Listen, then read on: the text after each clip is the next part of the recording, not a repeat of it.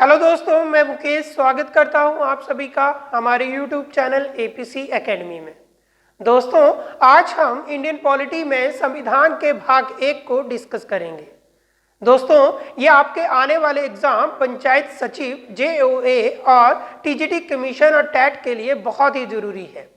दोस्तों, यहाँ से केवल एक दो क्वेश्चन पूछे गए हैं। दोस्तों, इस भाग का नाम जो है वो है संघ एवं उसका राज्य क्षेत्र, the union and it's territory.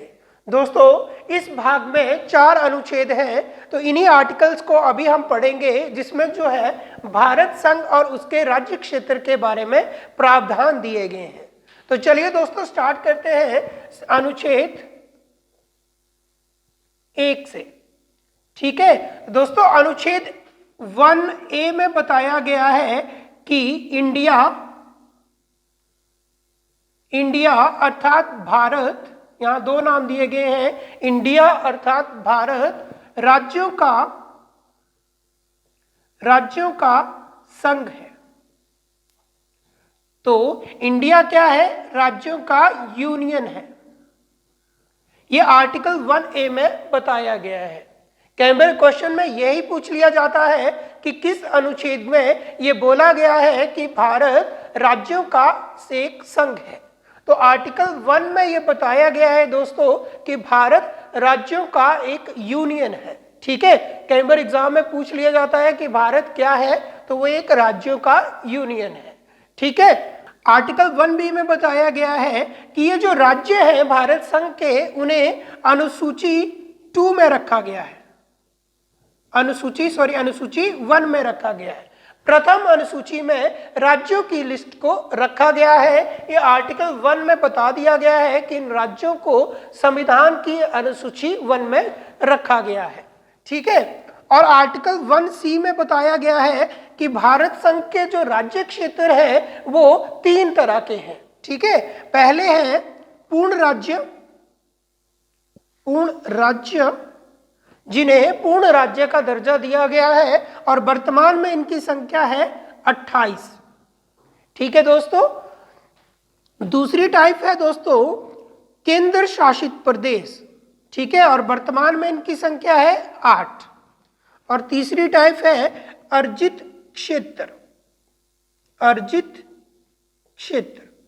ठीक है, भारत संघ के अर्जित राज्य क्षेत्र जो है वो ऐसे शहर राज्य होते हैं जो भारत के अधीन होते हैं। ठीक है, भारत का जिन पे कंट्रोल होता है, परंतु वो स्वतंत्र होते हैं। ठीक है, भारत ने उन्हें अर्जित किया होता है। ठीक है, वर्तमान में भारत संघ का कोई भी अर्जित क्षेत्र नहीं है। ठीक है, तो दोस्तों ये आर्टिकल 1 में बताया गया है कि इंडिया अर्थात भारत राज्यों का संघ होगा, और इन राज्यों की लिस्ट को जो है अनुसूची 1 में रखा गया है, और ये राज्य संघ जो क्षेत्र हैं वो 3 तरह के होंगे। ठीक है दोस्तों, 1956 से पहले दोस्तों यहाँ पे जो था राज्यों को 4 वर्गों में रखा गया था। ठीक है, पहले राज्यों को कितने वर्गों में रखा गया था? 4 वर्गों में, A, B, C और D, इन वर्गों में जो है राज्यों को रखा गया था। कई बार एग्जाम में ये पूछा गया है कि शुरू में जो भारत संघ के राज्य थे उन्हें कितने वर्गों में रखा गया था, तो इन्हें 4 वर्गों में रखा गया था। यानी पहले ये 4 टाइप के राज्य हुआ करते थे। दोस्तों, भारत में राज्यों के गठन के लिए समय समय पर बहुत सी समितियों का गठन भी किया गया। ठीक है, इसमें से एक समिति थी S.K. धर आयोग। ठीक है, ये आयोग था जिसका गठन 1948 में किया गया था। ठीक है, और इसने अपनी रिपोर्ट 1949 में दी थी। ठीक है दोस्तों, और एक समिति थी JVP समिति। इसका गठन भी दोस्तों 1948 में किया गया था, और 49 में इसने अपनी रिपोर्ट सबमिट करी थी।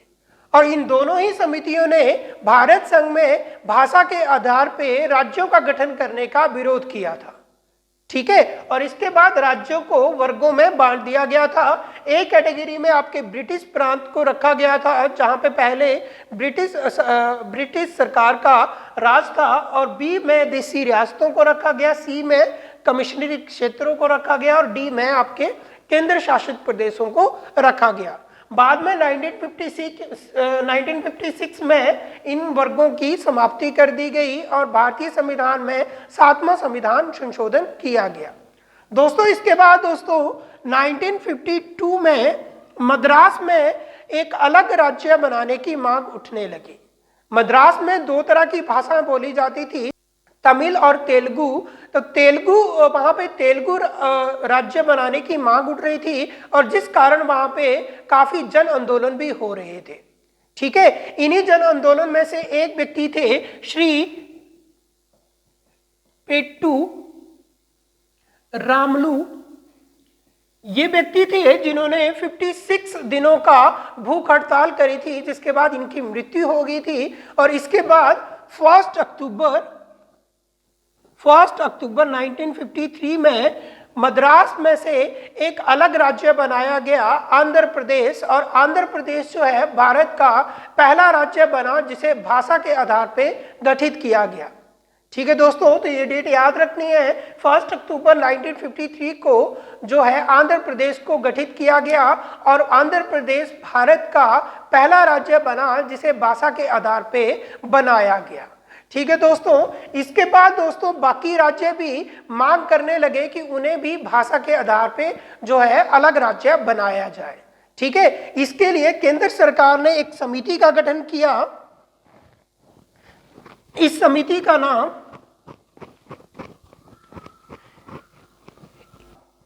फजल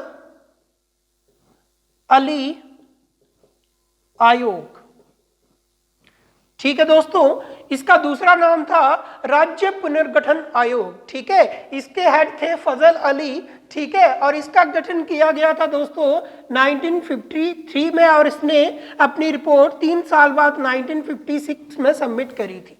ठीक है, और इस आयोग के सिफारिशों पे जो है वो राज्यों का पुनर्गठन किया गया था। इनकी रिकमेंडेशन के अनुसार संविधान में 7वां संशोधन किया गया और वर्गों की समाप्ति कर दी गई। ठीक है, वर्गों को समाप्त कर दिया गया और 14 नए राज्य और 6 केंद्र शासित प्रदेशों का गठन किया गया।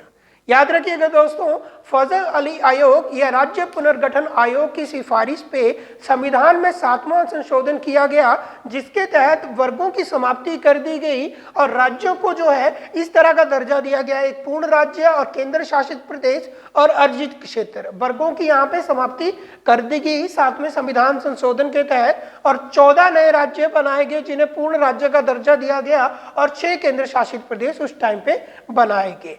ठीक है दोस्तों, तो कई बार पूछा जाता है कि फजल अली आयोग का गठन कब किया गया, उसने रिपोर्ट कब सबमिट करी और उनकी रिपोर्ट से संविधान में कौन सा संशोधन किया गया। उनकी सिफारिशों को मानने के लिए भारतीय सरकार ने संविधान में कितनवां संशोधन किया, तो ये 7वां संशोधन था जिसमें वर्गों की समाप्ति कर दी गई।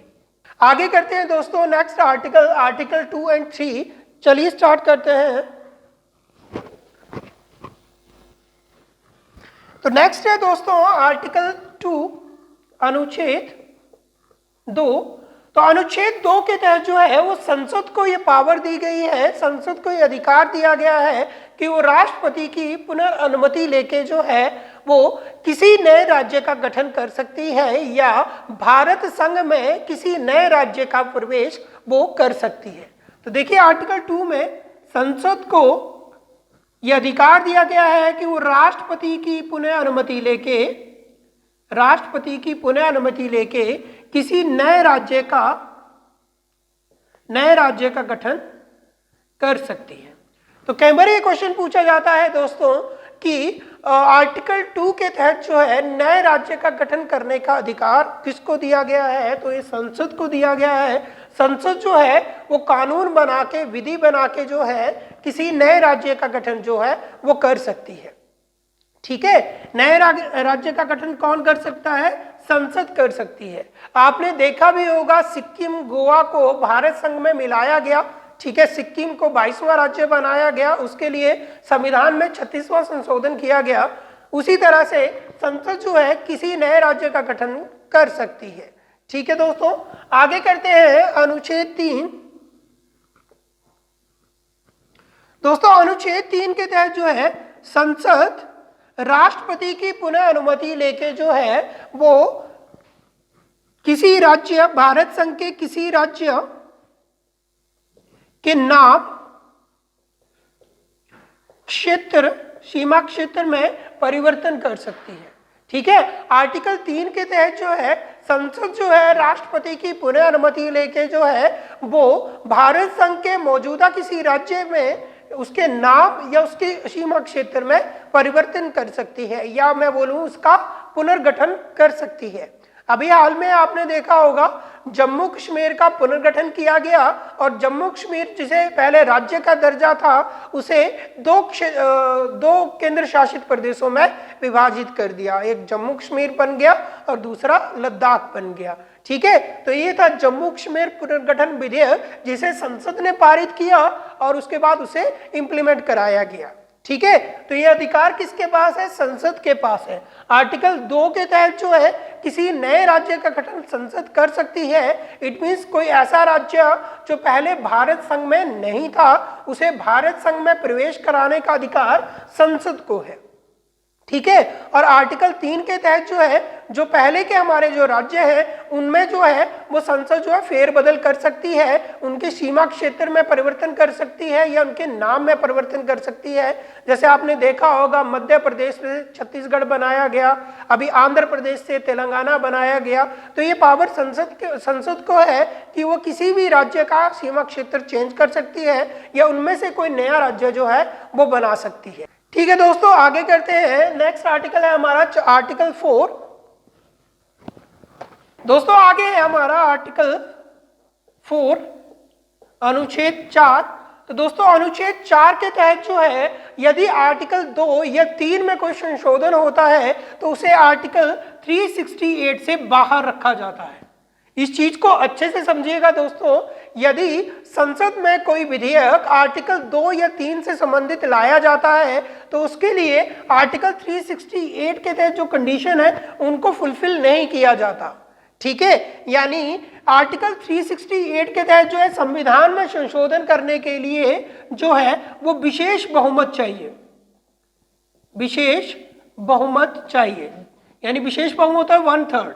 ठीक है, तो उसे संसद में पारित कराने के लिए कितना बहुमत चाहिए? 1/3 बहुमत चाहिए, विशेष बहुमत चाहिए। परंतु आर्टिकल 2 और 3 से संबंधित कोई विधेयक जो है वो संसद में लाया जाता है तो उसके लिए विशेष बहुमत की आवश्यकता नहीं होगी, उसके लिए साधारण बहुमत चाहिए होगा। साधारण बहुमत जो कितना होता है 50%। ठीक है, यदि किसी नए राज्य का गठन होता है तो उसके लिए जो है आर्टिकल 368 के तहत जो विशेष बहुमत की आवश्यकता नहीं होती है उसके लिए साधारण बहुमत चाहिए। यह आर्टिकल 4 में रखा गया है। आर्टिकल 4 के तहत जो है वो आर्टिकल 2 और 3 को जो है आर्टिकल 368 के दायरे से बाहर रखा गया है। यदि इसमें कोई संशोधन करना हो तो उसके लिए विशेष बहुमत की आवश्यकता नहीं होगी, यह आर्टिकल 4 में बताया गया है। तो दोस्तों इस तरह हमने पूरे 4 आर्टिकल किए। आर्टिकल 1 में बताया गया है कि भारत संघ जो है वो राज्यों का क्या है? यूनियन है, और इसके जो राज्यों की लिस्ट है वो आप अनुसूची 1 में देखते हैं। ठीक है, और इसके जो राज्य क्षेत्र हैं वो 3 तरह के हैं। एक पूर्ण राज्य हो गए, पूर्ण राज्य क्षेत्र, और दूसरे जो है केंद्र शासित प्रदेश, और तीसरे जो है अर्जित राज्य क्षेत्र।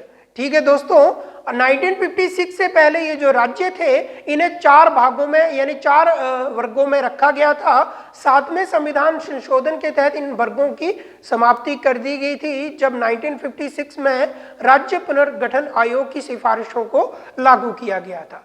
ठीक है दोस्तों, उसके बाद आर्टिकल 2 के तहत जो है संसद को ये पावर दे दी गई है कि वो इस भारत संघ में किसी नए राज्य का प्रवेश कर सकती है। इसके लिए उसे संसद में जो है इस विधेयक को पारित करवाना होगा।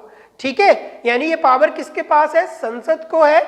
ठीक है, कि वो भारत संघ में किसी नए राज्य को इंक्लूड कर सकती है। जैसे सिक्किम को किया, गोवा को किया। मान लीजिए भूटान जो है भारत संघ में मिलना चाहता है, ठीक है, वो विलय करना चाहता है, तो संसद जो है वो संसद में इस विधेयक को पारित करा के भूटान को जो है वो भारत संघ का 29वां राज्य बना सकती है यदि वो मिलना चाहे।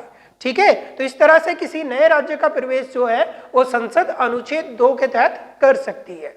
उसके बाद दोस्तों आर्टिकल 3 के तहत जो है वो संसद जो है किसी मौजूदा राज्य का पुनर्गठन कर सकती है, उसके नाम में परिवर्तन कर सकती है या उसके सीमा क्षेत्र में परिवर्तन कर सकती है। जैसे आपके आंध्र प्रदेश से तेलंगाना को अलग कर दिया, उसे अलग राज्य बना दिया। जम्मू कश्मीर जो कि एक राज्य था उसे केंद्र शासित प्रदेश में बदल दिया, ठीक है, और ये लद्दाख को अलग कर दिया। तो इस तरह का फेरबदल जो है संसद जो है आर्टिकल 3 के तहत जो है कर सकती है, ये अधिकार उसे आर्टिकल 3 के तहत दिया गया है, ठीक है। और आर्टिकल 4 के तहत जो है आर्टिकल 2 और 3 में जो परिवर्तन हो रहे हैं उन्हें आर्टिकल 368 से बाहर रखा गया है, यानी उन्हें जो है वो संवैधानिक संशोधन जो आर्टिकल 368 है उन कंडीशनों से बाहर रखा गया है, यानी उसके लिए जो है विशेष बहुमत की आवश्यकता नहीं होगी यदि आर्टिकल 2 और 3 के तहत जो है कोई विधेयक संसद में लाया जा रहा है। तो दोस्तों ये था आज का मेरा टॉपिक। उम्मीद करता हूं कि आपको ये वीडियो अच्छा लगा होगा। यदि आपको ये वीडियो अच्छा लगे तो इसे लाइक, शेयर और कमेंट करें और हमारे चैनल को सब्सक्राइब करें। दोस्तों हमारी एकेडमी के लगातार अपडेट पाने के लिए हमारी एंड्रॉयड ऐप एपीसी एकेडमी को जरूर डाउनलोड करें, जिसे आप अपने गूगल प्ले स्टोर से फ्री डाउनलोड कर सकते हैं। धन्यवाद।